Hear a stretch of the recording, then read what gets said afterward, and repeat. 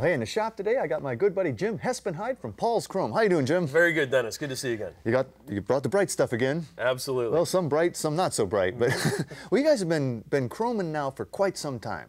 Since 1977. Wow, that is quite some time. Yes, and you got a lot of folks doing it too, right? We have 26 full-time people right now working on custom antique automobile parts. And that really is the kind of the core of your business. I mean, absolutely. Probably you're one of the bigger shops doing it, as a matter of fact.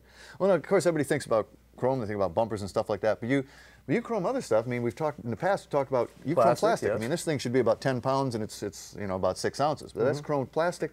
You also you polish stainless. A lot of people don't realize that much of the bright work on these cars is in fact stainless steel, polished stainless, not chrome. Right, there are a lot of trim pieces off of the old muscle cars that are stainless.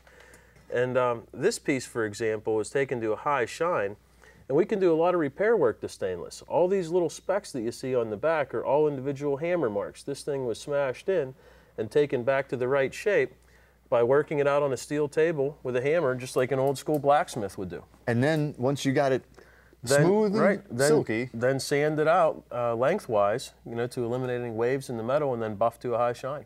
But I tell you, it's the before and after stuff that you guys do. You can bring things back literally from the dead. This grill shell is one of my favorite examples. I cannot believe you could turn that into a usable grill again. People call our shop all the time and say I have a grill that has a couple of rusty bars or some bent missing bars, and that's really not a problem for us. We cut those bars out, make new bars, and just weld them in. It's very time consuming, but we can do almost anything with a piece of metal.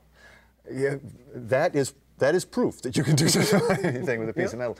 The other thing I think people don't realize is they think, okay, I'm going to take this thing and I just need it re-chromed.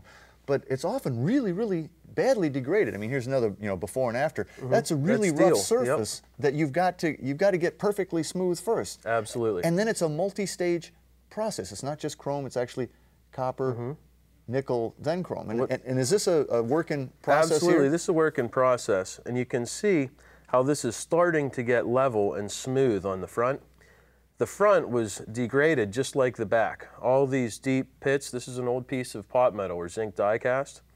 And we stripped the old coatings off, sandblast the corrosion out of the pits, and then sand down as much as we can. But you can't always sand all of the pits out or you cut holes in. So then we start building up with copper, sanding the copper down.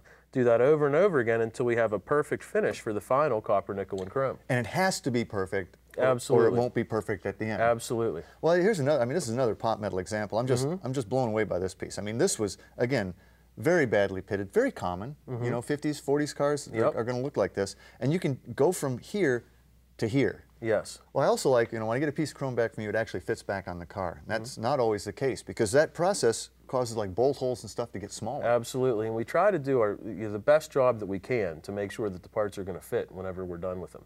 We stand behind our work for life, for as long as you own the vehicle, and we do take great pride in making our parts fit the car. It's no good if you can't use it. It really isn't. It's just not the same if it's on a shelf instead of on the car. You guys can do custom bumpers too. I mean, a lot of people in customization, they're going to really rework a bumper, but you can do all that and then bring it back to look new. We can eliminate bolt holes for people, weld studs into the back of bumpers. Another thing on front bumpers that have license plate areas, we've had a number of customers want us to cut that license plate, the recessed license plate out. We form sheets of steel and weld in so that it looks like a smooth bumper. We can do almost anything with a piece of metal. 32 years? 32 years. It's been a while. Yes, sir. Well, man, if you got some once shiny stuff that you want to make shiny again, Paul's Chrome's probably where you want to take that. You want to learn more about it? Log on to myclassiccar.com. Yeah, this is the one that blows me away, though. Well, actually, that grill shell. That grill shell's pretty wild. For classic performance products, cruise over to the Speed Shop Mall at EggieSpeedShop.com.